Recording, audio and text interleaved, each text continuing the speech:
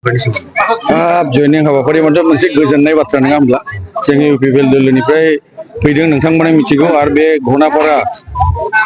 3 number दावागुरि ओनसोल तारमाने minority मुस्लिम ओनसोल बिथांमोना जोंनि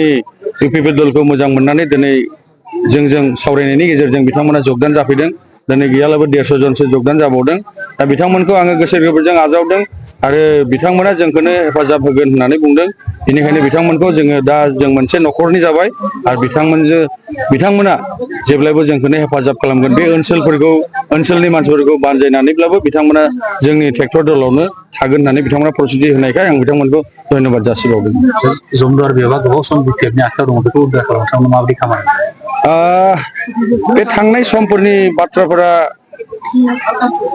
नानान रखम बिसयफोरखौ लानानै जादों नाथाय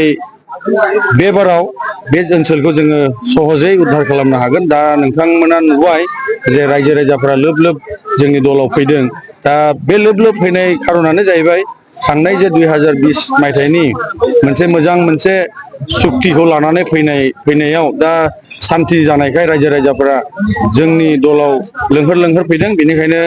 आरो बेबायदिनो जोंबो गोबां हाबाफारि लादों बे हाबाफारिखौ नुनानै बिथांमोना जोंजों जगदान जाफैदों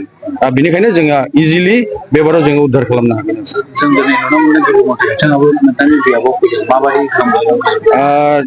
नोंथांमोना मिथिगौ जोंनि नैबे बियाबाव बिजेपि होननानै बेबायदि इसिबां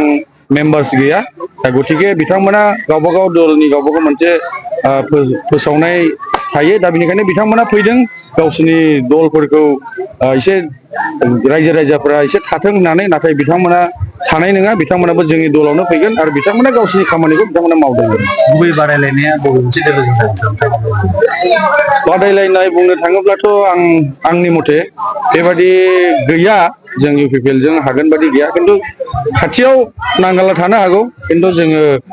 माबायानो इउपिपिएलआनो एखे जों 22-23 हाजार भटआव जोङो थागोन